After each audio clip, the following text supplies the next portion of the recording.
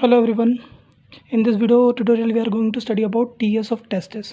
Again आपको लग रहा होगा ये टॉपिक NCERT में नहीं है, बट NCERT में बेटा पेज नंबर 44 का फिगर 3.2 में आओगे तब आपको समझ में आएगा कि ये टॉपिक एक्चुअली NCERT में है। अब बेसिकली अगर आप जाके देखेंगे पेज नंबर 44 में फिगर 3.2 तो उसमें आपको दिखेगा diagrammatic section view of seminiferous tubules. बेटा अब सेमिनिफेरस ट्यूब्यूल्स है कहाँ? टेस्टिस के अंदर है। ठीक है, प्रीवियस लेक्चर में हमने देखा हिस्टोलॉजी ऑफ टेस्टिस में। अब जब टेस्टिस के अंदर है तो पहले आप टीएस ऑफ टेस्टिस लोगे ना, टेस्टिस का एक सेक्शन काटोगे, उसका जब सेक्शन आप काटोगे तो आपको कुछ ऐसा स्ट्रक्चर दिखेगा। अगर मैं इसका एक सेक्शन काटूंगा तो मेरे को ऊपर से कुछ ऐसा सेक्शन दिखेगा कि नहीं दिखेगा, और उसमें हाईली कॉन्वोल्यूटेड मुझे क्या दिखेंगे? Seminiferous tubules. तो उसके अंदर मेरे को कुछ ऐसे हाईली कॉन्वोल्यूटेड सेमिनिफेरस ट्यूब्यूल्स दिखेंगे। ठीक है, पर जो आपके पेज नंबर 44 में दे रखा है 3.2 उसमें डायरेक्ट उन्होंने सेमिनिफेरस ट्यूब्यूल्स की बात कर रखी है। जब तक हम टीएस ऑफ टेस्टिस ढंग से देखेंगे नहीं तो हमको सेमिनिफेरस ट्यूब्यूल का एक डायग्रामेटिक सेक्शन व्यू का कैसे पता चल पाएगा। तो इसलिए this topic I am going to start with TS of testis.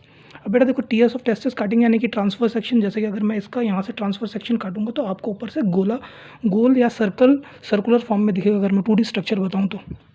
ठीक है, और उसके अंदर होंगे हाईली कॉइल्ड सेमिनिफेरस ट्यूब्यूल्स। अब बेटा ये हाईली कॉइल्ड सेमिनिफेरस ट्यूब्यूल्स को अगर मैं निकालता हूँ और एकदम स्ट्रेट कर देता हूँ तो अब आपको ऊपर से ये कैसे दिखेगा? ये भी राउंड दिखने लग जाएगा। मतलब मैं ये कह सकता हूँ मैंने ये सेमिनिफेरस ट्यूब्यूल्स को ऊपर खींच के एकदम स्ट्रेट कर दिया, तो यानी कि अब ये सेमिनिफेरस ट्यूब्यूल भी आपको कैसे दिखने लग जाएंगे? राउंड दिखने लग जाएंगे। यानी कि एक टेस्टिस के क्रॉस सेक्शन में देखो एक सेमिनिफेरस ट्यूब्यूल यहाँ पर, कुछ सेमिनिफेरस ट्यूब्यूल यहाँ पर, ऐसे आपको दिखेंगे। यानी ऊपर से कैसे दिखेंगे? सेमिनिफेरस ट्यूब्यूल्स आपको राउंड ही दिखेंगे। तो बेटा यही मैं आपको समझाने जा रहा हूँ in TS of testis. All right, तो इसको साइड करते हैं। ट्रांसफ़र सेक्शन ऑफ टेस्टिस में अब आते हैं। अगर मैं ट्रांसफ़र सेक्शन ऑफ टेस्टिस बनाऊंगा तो हमको कैसा स्ट्रक्चर दिखेगा? अगर मैं ट्रांसफ़र सेक्शन ऑफ टेस्टिस बनाऊंगा तो बेटा अगेन वही ऐसा कुछ राउंड स्ट्रक्चर दिखेगा। ठीक है, और इसी के अंदर आपको क्या दिखेंगे? 2D स्ट्रक्चर में समझाऊंगा तो कैसे दिखेंगे? इसी के अंदर तो दिखेंगे आपको ऐसे सेमिनिफेरस ट्यूब्यूल्स। ये रहे सेमिनिफेरस ट्यूब्यूल्स, ये पूरे क्या हो गए? आपके सेमिनिफेरस ट्यूब्यूल्स। अब बेटा अगर पिछले लेक्चर में जाएं हम तो पिछले लेक्चर में जब अगर हम जाएंगे तो मैंने आपको क्या बताया था? Testis is a type of mix tissue. Mix tissue है, इट मीन्स इसमें क्या है? कुछ हार्मोन प्रोड्यूसिंग सेल्स हैं। ठीक है, और हार्मोन प्रोड्यूसिंग सेल्स क्या होते हैं? आपके लेडिक सेल्स या इंटरस्टिशियल सेल्स।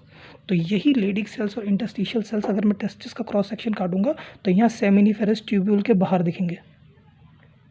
तो ये जितने बाहर आपको दिख रहे हैं ये बेसिकली क्या है? Leydig cells. These all will be Leydig cells. Leydig cells जिसको क्या कहते हैं? इंटरस्टिशियल सेल्स भी कहते हैं। Interstitial cells. आई गेस आपको अब समझ में आ रही होगी चीज़ें। बट बेटा होता क्या है? अच्छा, ये इंटरस्टिशियल सेल्स का काम क्या होता है? हार्मोन प्रोड्यूस करना। तो मैं फंक्शन भी साथ साथ लिखते जा रहा हूँ बेटा, डायग्राम में ही साथ साथ फंक्शन समझ में आ जाएगा, तो इससे बेटर कुछ नहीं हो सकता। हार्मोन प्रोड्यूसिंग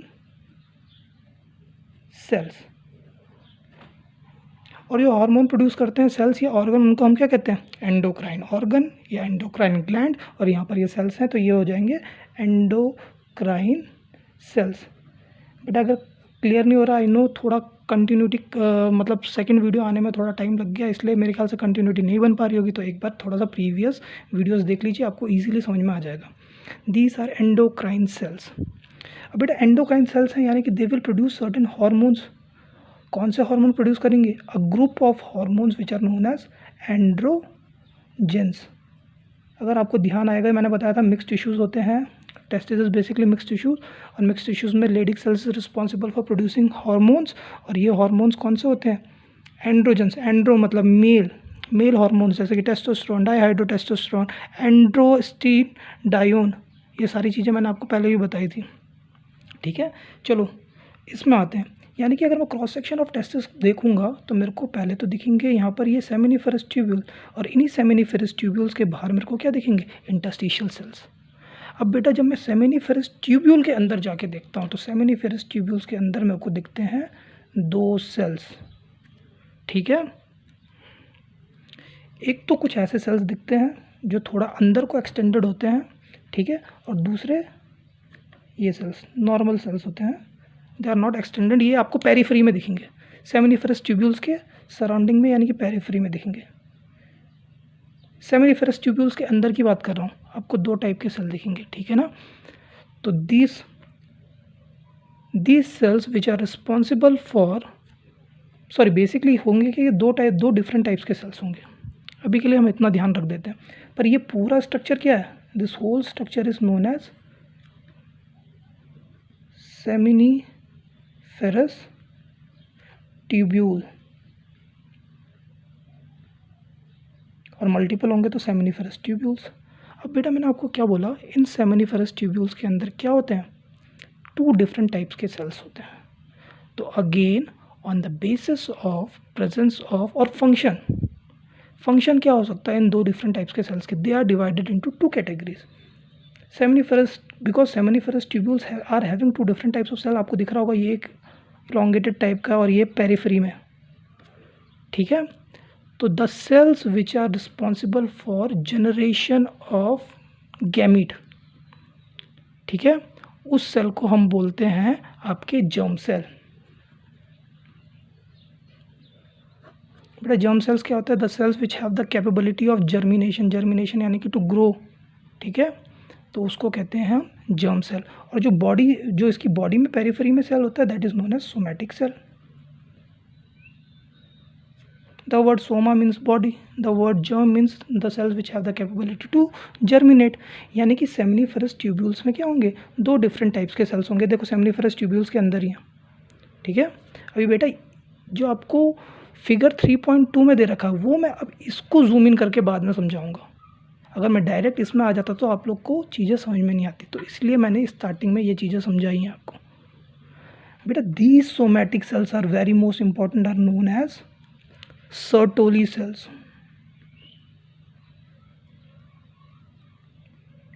बेटा बहुत इंपॉर्टेंट होती हैं सर्टोली सेल्स, इनको नर्व सेल्स भी कहते हैं। जैसे power house of the cell mitochondria को कहते हैं ना, वैसे ही नर्व सेल बोल देते हैं हम सर्टोली सेल को विद इन द टेस्टिस, ठीक है। And this germ cell basically is responsible for the process of spermatogenesis. Spermatogenesis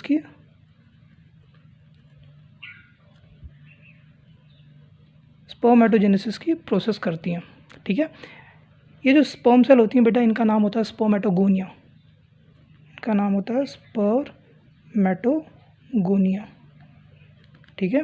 जैसे सोमैटिक सेल्स यहाँ पर प्रेजेंट होती हैं वैसे ही spermatogonia are present at periphery, ठीक है। अब बेटा आता है यहाँ पर रोल, सर्टोली सेल्स इतनी इंपॉर्टेंट क्यों और इनका फंक्शन क्या है। तो बेटा बहुत ही इंपॉर्टेंट रोल है सर्टोली सेल्स का, as they are known as nerve cell. तो स्पर्म की नर्चरिंग में का बहुत काम करते हैं ये। सबसे पहले बात स्टार्ट करता हूँ, they provide structural support to the sperm, फिर प्रोटेक्शन ऑफ डेवलपिंग स्पर्मेटिड्स या स्पर्मेटोजोआ भी कह सकते हो। इनिशियल स्टेज होती है स्पर्मेटोजोआ, भी मैं आपको बताऊंगा, ठीक है ना, बेसिकली होता क्या है, स्पर्मेटोसाइट्स, ठीक है। Protection of developing spermatozoa, spermatids भी आप कह सकते हैं, ठीक है ना। और जितनी भी मेटाबॉलिक वेस्ट और या मेटाबॉलिक रिक्वायरमेंट होती है स्पर्म्स की, अब देखो स्पर्म बेटा एक सेल है तो उसको भी ऑक्सीजन की रिक्वायरमेंट है, न्यूट्रिशन की रिक्वायरमेंट है, इन सब की रिक्वायरमेंट फुलफिल करता है सर्टोली सेल्स। बेटा एक बहुत ही इंपॉर्टेंट चीज़, हमारी बॉडी में जब भी न्यूट्रिशन मिलता है हमको ब्लड के थ्रू मिलता है। जितनी भी रिक्वायरमेंट न्यूट्रिशनल रिक्वायरमेंट होती है ब्लड के थ्रू होती है, और जितना भी वेस्ट होता है हमारी बॉडी का ब्लड के थ्रू ही जाता है। But this thing is not seen in testis, यानी कि स्पर्म को अगर न्यूट्रिशन मिलता है तो वहाँ ब्लड नहीं जाएगा। बेटा बहुत ही प्रॉब्लमेटिक कंडीशन आ जाएगी अगर ब्लड आ जाएगा कॉन्टैक्ट ऑफ स्पर्म, तो इसलिए the nutrition is not supplied with the help of blood in testis, the nutrition is supplied with the help of Sertoli cell. ठीक है, क्वेश्चन आ जाएगा कि which cells are responsible for providing nutrition to the sperms, तो these are Sertoli cells, याद रखेंगे आप। तो मेटाबॉलिक रिक्वायरमेंट जितनी भी होती है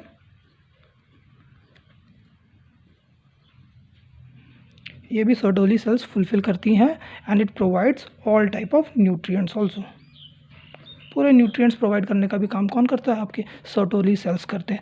और जो आपके स्पर्मेटोगोनिया होते हैं, जो कि पेरिफेरी में पाए जाते हैं, जो कि जर्म सेल होते हैं, they are responsible for the process of spermatogenesis. अब बेटा स्पर्मेटोजेनेसिस में होता क्या है?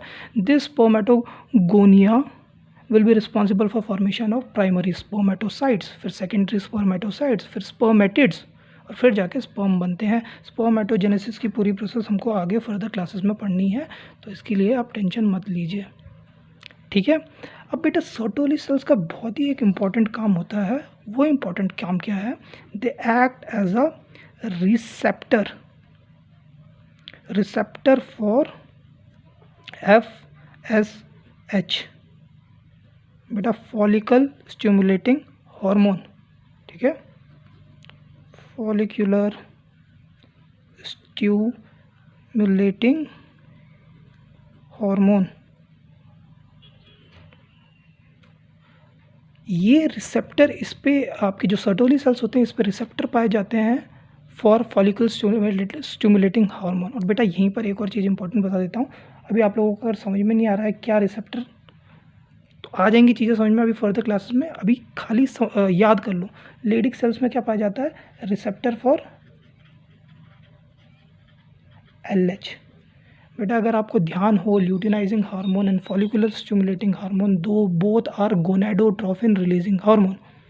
Gonadotrophin releasing hormone, it means they will show their activities on gonads, यानी कि टेस्टिस या फिर ओवरी। FSH एंड LH का काम आपके यहाँ पर भी आएगा, ओवरीज में भी आएगा जब मेंस्ट्रुअल साइकिल की प्रोसेस होगी। ठीक है ना, तो अभी के लिए आप इतना याद रखिए, लेडिक सेल में रिसेप्टर किसके लिए होते हैं? ल्यूटिनाइजिंग हार्मोन के लिए, और सर्टोली सेल्स में किसके लिए रिसेप्टर होते हैं? फॉलिकल स्टिमुलेटिंग हार्मोन के लिए। अभी बेटा इसकी कंडीशन आने वाली है आगे, फॉलिकल स्टिमुलेटिंग हार्मोन के लिए रिसेप्टर होगा तभी तो जाके ये क्या करेगा? स्पर्म को स्टिमुलेट कर पाएगा आगे फॉर फर्दर ग्रोथ। ठीक है ना, तो वैसे ही ल्यूटिनाइजिंग हार्मोन का भी काम होता है। The activity of hormone we will study in further classes.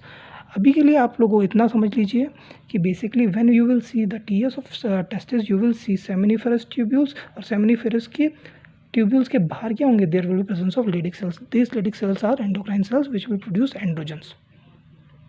Seminiferous tubules में दो टाइप की सेल्स प्रेजेंट होती है, somatic cells and germ cell. Somatic cells are Sertoli cells and germ cells are spermatogonia. ठीक है, आई होप ये lecture आपको ज़रा अच्छे से समझ में आ गया होगा।